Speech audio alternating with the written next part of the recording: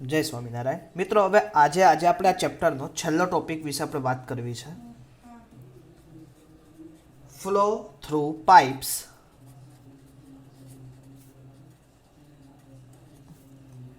In series, અથવા તો બીજી રીતે કહેવાય flow through pipes compound pipe. Flow through compound pipe. મિત્રો, કદાચ તમે લોકો સ્ટ્રક્ચરલ મેકેનિક્સમાં જ અત્યારે શીખ્યા હશો. તમારું પહેલું ચેપ્ટર છે સ્ટ્રેસ અને સ્ટ્રેન. એમાં બે પ્રકારના સેક્શન વિશે વાત કરી હતી, કમ્પોઝાઇટ સેક્શન અને કમ્પાઉન્ડ સેક્શન. કમ્પાઉન્ડ સેક્શનમાં તમે લોકો એક હારમાળા લીધી હતી જુદા જુદા ડાયામીટરની, અને એનું ઇક્વિવેલન્ટ ફોર્સ ફાઇન્ડ કરતા હતા ફ્રી બોડી કરીને, અને એની ઉપરથી તમે એનું સ્ટ્રેન ફાઇન્ડ કરતા હતા. સેમ પ્રોસેસ મિત્રો આજે આપણે અહીંયા જોવું છે. તો અહીંયા હું જોઉં તમને દેખાડું કે આ એક ટેન્ક છે.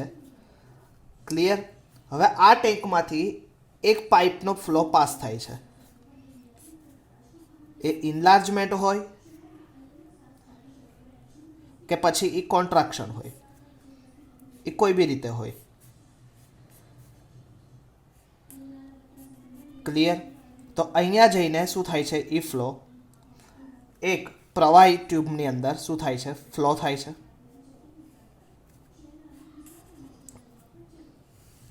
ઓકે, તો આ જે ફ્લો હતો સેમ સેક્શન, ડેટમ હેડ સેમ પ્રોસેસ, સેમ ડેટમ હેડ ઉપર આ બધું પ્રવાહી પાસ થાય છે. ઓકે ઓકે તો કે આવી રીતે એક સેમ ડેટમ લાઇન ઉપરથી વોટર જાય. તો કે આની length L1, that's L2, L3. Okay, and that is B tank and that is A tank. Okay, હવે મિત્રો ખાસ વસ્તુ કે અહીંયાથી કંઈક વેલોસિટીથી વોટર પાસ થશે, V1 વેલોસિટી, અહીંયાની વેલોસિટી V2, અહીંયા V3, અહીંયા V4, સેમ નાની પાઇપલાઇન છે L4. તો કેવી રીતે અહીંયા ટેન્કમાં જશે. હવે તમે ડિસ્ચાર્જ, હવે આવી પાઇપલાઇન એટલા માટે કમ્પાઉન્ડ પાઇપલાઇન કહું છું કે ઇનિશિયલી જે અહીંયાથી વોટર પાસ થશે એ જ વોટર શું થશે, અહીંયા આવશે. ક્લિયર? હવે સેમ ડેટમ લાઇન ઉપર છે એટલે તમને ખાસ કંઈક વસ્તુ કે સેમ ડેટમ લાઇન ઉપર હશે તો જ્યાં સુધી એની હાઇટ હશે ત્યાં સુધી જ ફ્લો થવા દેશે. પછી આપોઆપ એની હાઇટ કમ થશે એટલે પૂરું થશે. પણ ઓન પ્રેક્ટિકલ ખાસ મિત્રો યાદ રાખજો કે ઓન પ્રેક્ટિકલ આવી રીતે ક્યારેય હોઈ શકે નહીં. ઓન પ્રેક્ટિકલ તમારે સમજવું હોય તો તમારે ખાસ વસ્તુ એક યાદ રાખવું પડશે કે ડેટમ હેડ તમારે કેવું કરવું પડશે, બીજી જે પાઇપલાઇન છે એની કરતાં તમારે શું કરવું પડશે, નીચે કરવું પડશે. ઓકે, તો ફરીથી આપણે સમજીએ આગળ. તો અહીંયાથી આ પાઇપની અંદર શું થશે, વોટર સ્ટોર થશે.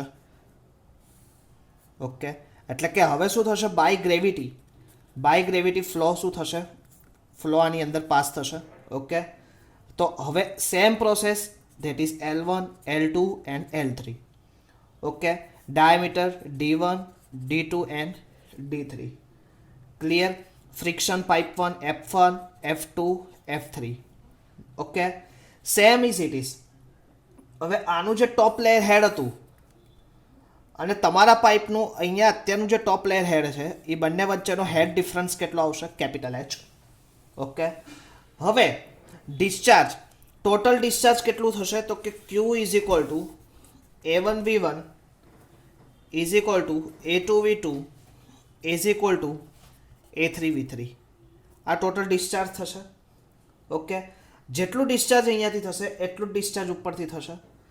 હવે આપણે કેપિટલ H મેઝર કરવું છે. તો કે કેપિટલ H મેઝર કરતી વખતે પહેલાં તો આપણે વાત કરી હતી કયું લોસ આવશે તો કે એન્ટ્રી લોસ. તો કે એન્ટ્રી લોસ કેટલો, 0.5 V1 square upon 2G. Okay, તો કે અહીંયા વેલોસિટી કેટલી હતી, V1, V2, V3. ઓકે, પછી આગળ જતાં આ V1 નામની પાઇપલાઇનનો કંઈક લોસ હશે તો કેટલો આવશે, four F1 L1 V1 square upon 2G D1. પછી ફરીથી અહીંયા સડન શું થાય છે, સડન એક્સપાન્શન થતું હોય તો એનો કંઈક લોસ આવશે. તો કે કેટલો, તો કે V2 માઇનસ V3 નો સ્ક્વેર અપોન 2G પ્લસ અહીંયા હવે શું થાય છે, સડન કોન્ટ્રાક્શન થાય એની માટે તમને બધાને ખબર છે 0.5 V3 સ્ક્વેર અપોન 2G. પછી આ પાઇપનો પોતાનો કંઈક લોસ હશે તો કે 4F સેમ, સોરી મિત્રો, આનું બી આ પાઇપનો લોસ આપણે ભૂલી ગયા તો કે એ લઈ લઈએ 4F2 L2 V2 square upon 2G D2, કેમ કે D2 ડાયામીટર ઓફ 2. પછી સડન કોન્ટ્રાક્શન, એની પછી આગળ કયો હશે 4F3 V3 square upon 2G D3 add થશે. અને એ પછી એક્ઝિટ ફ્લો આગળ શું થશે, V3 સ્ક્વેર અપોન 2G. આવી રીતે ટોટલ એક શું થશે, હેડ લોસ ટોટલ તમે સમેશન કરી શકો હેડ લોસનું. પણ મિત્રો હવે ખાસ એક વસ્તુ ખાસ યાદ રાખવું છે કે કોફિશિયન્ટ ઓફ ફ્રિક્શન, હવે બાકીના હું minor losses are very very small then that be neglected. તો હું સ્મોલ હોય તો હું એને નિગ્લેક્ટ કરી શકું. તો હવે મારી પાસે કયા ફ્લો વધશે હેડ લોસ માટે, તો કે 0.5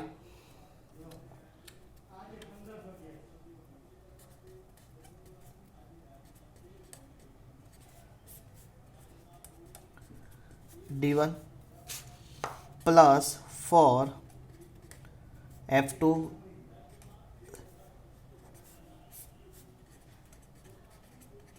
D2 અને છેલ્લું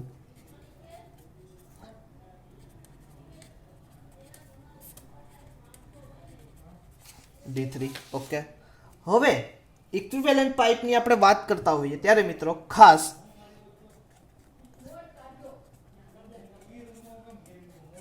F લખી શકાય. ઓકે, તો હું હવે આ પાઇપને હું આવી રીતે લખી શકું. હવે F બધા કોમન છે તો હું 4F2G હું કોમન કરી લઉં તો અંદર શું વધશે, L1 V1 square upon D1, L2 V2 square upon D2, L3 V3 square upon D3. Okay, તો આ મને શું મળશે, loss of head. That pipe is also used in compound section. Same as it is. હવે મિત્રો આપણે લેવું છે કમ્પાઉન્ડ સેક્શનને બદલે ઇક્વિવેલન્ટ સેક્શન. હવે ઇક્વિવેલન્ટ સેક્શનમાં શું થશે, અત્યારે જે ડિસ્ચાર્જ હતું એ આપણે સેમ લીધું હતું એટલે ચાલતું હતું, પણ ઇક્વિવેલન્ટમાં ડિસ્ચાર્જ સેમ થશે નહીં. એટલે સેમ ઇક્વેશન ફરીથી હું લઈશ ઇક્વિવેલન્ટ.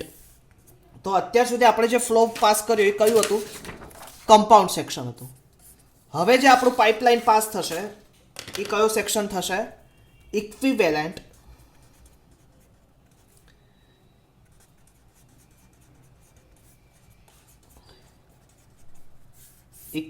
સેક્શન. હવે ઇક્વિવેલન્ટ સેક્શનમાં same process, total length is equal to L1 plus L2 plus L3 એના બરાબર ટોટલ લેન્થ હશે. ઓલામાં ડિસ્ચાર્જ હતું A1 V1 plus A2 V2 plus A3 V3.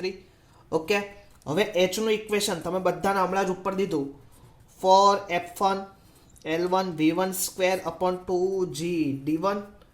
Okay, same 4F2 L2 V2 square upon 2G D2 plus 4F3 V3 square L3 upon 2G D3. હવે મિત્રો ખાસ F1 F2 F3 બરાબર હું F1 બરાબર F2 બરાબર F3 બરાબર F consider કરી દઉં, કેમ કે friction loss coefficient of friction are same throughout the section. હવે ડિસ્ચાર્જની વાત કરીએ. હવે ડિસ્ચાર્જ આપણો Q is equal two A1 V1 A2 V2 A3 V3. તો આને હું આવી રીતે લખ્યું π/4 D1 square V1 π/4 D2 square V2 π/4 D3 square V3. તો હવે મારે V1 ફાઇન્ડ કરવું હોય તો V1 માટે શું લઈશ? 4Q અપોન પાઈ D1 સ્ક્વેર. V2 માટે 4Q પાઈ D2 સ્ક્વેર. અને V3 માટે 4Q પાઈ D3 સ્ક્વેર. ખાસ યાદ રાખજો મિત્રો, અહીંયા જો તમારું આખું એક્ઝામ્પલ ચેન્જ થઈ જાય છે. અહીંયા આપણે કોની કિંમત બનાવી? V1, V2, V3ની. Okay, same is it is આ V1 ને શેમાં પુટ કરશું આપણે? આ ઇક્વેશનની અંદર. તો ફરીથી આપણે જોઈએ, એની અંદર હું પુટ કરું એક્ઝામ્પલને. જો તમે તો કે પુટ કરતી વખતે ખાસ ધ્યાન રાખવું મિત્રો, તો કે H is equal two 4F1 L1. હવે V1 ની બદલે આપણે શું ફાઇન્ડ કરવાનું? 4Q pi D1 square. Same is is 4 F તો સમાન જ છે આપણી પાસે, એટલે F ની તો આપણે કોઈ વાત જ નથી કરવાની. 4F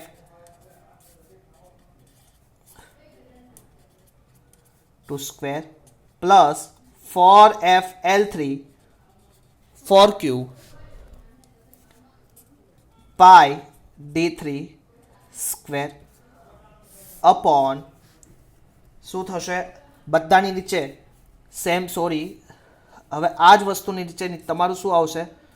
2G D1 2G D2 D3. Okay, હવે તો તમે જો ચોખ્ખું ચોખ્ખું સોલ્વ. F કોમન અને Q કોમન. આમ તો Q કોમન કેવી રીતે થઈ શકે? તો કે Q તમે કોમન કરી શકો, પણ હવે તમે જો V1 નો સ્ક્વેર છે, એટલે ખાસ યાદ રાખો કે ચોખ્ખું ચોખ્ખું સોલ્વ મેં એનું લીધું 4FQ સ્ક્વેર. હવે આ જે સોલ્વ 4નો સ્ક્વેર યાદ રાખજો, ખાસ ભૂલાય નહીં. નીચેથી તમે શું કોમન કાઢ્યું? તો કે પાઈ સ્ક્વેર કોમન નીકળે અને 2G. તો બાકીનું અંદર શું વધ્યું? તો કે L1 અપોન D1 ની કેટલી? 2 દુ 4 અને એક વધારાની 5. L2 D2 ની 5 અને L3 D3 ની 5 ઘાત. તો આ તો શું આવ્યું? L H, કેપિટલ H તમને મળે.